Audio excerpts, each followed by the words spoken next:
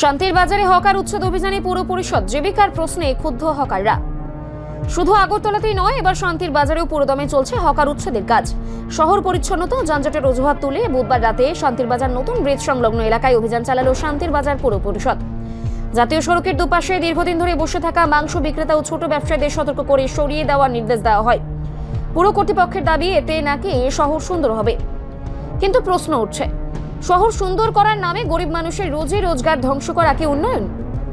বছরের পর বছর ধরে যারা এখানে ব্যবসা করে সংসার চালাচ্ছেন, তাদের জন্য কোনো বিকল্প ব্যবস্থা না করে এই ধরনের অভিযান কতটা মানবিক? ভেন্ডিং জোনে যাওয়ার নির্দেশ দিলেও বাস্তবে সেখানে পর্যাপ্ত জায়গা, পরিকাঠামো কিংবা ক্রেতা কিছুই নেই বলে অভিযোগ হকারদের।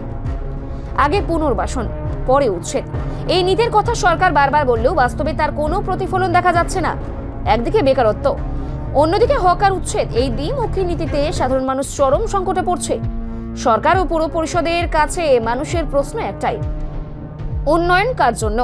আর এই উন্নয়নের মূল্য কি গরিব মানুষের পেটের ভাত?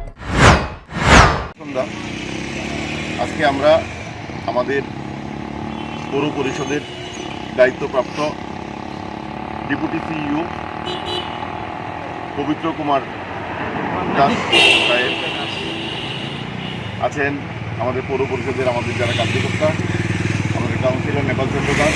আজকে আমরা নতুন ব্রিজ থেকে তার দুই পাশে আমরা দেখেছি অনেকগুলি মাংস বিক্রেতা তাদের মর্জিমাফিক দোকান খুলে বয়েছে।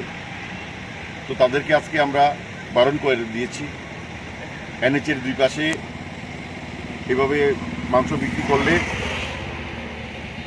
মানুষের যেমন অসুবিধা হয়, তার একটা বিরূপ প্রতিক্রিয়া আসে। সেই কারণে তাদেরকে নির্ধারিত যে মাংস দোকান আছে সেখানে গিয়ে দোকান করার জন্য বলা হয়েছে, এবং আমাদের ভেন্ডিং জোনটাকে আরও বেশি স্বচ্ছ করার জন্য আমরা বিশেষ একটা অভিযান করেছি এবং একটা ফলপ্রসূ অভিযান হয়েছে। এবং প্রত্যেক ভেন্ডিং জোনে যারা আমাদের ভেন্ডার আছে তারাও আমাদের সঙ্গে সহমত করেছে যে ভেন্ডিং জোনটাকে আরও বেশি সুন্দরভাবে, আরও বেশি পরিষ্কার রাখার জন্য আরও চেষ্টা করবে। তো আমাদের এই প্রয়াস আমরা জারি রাখবো।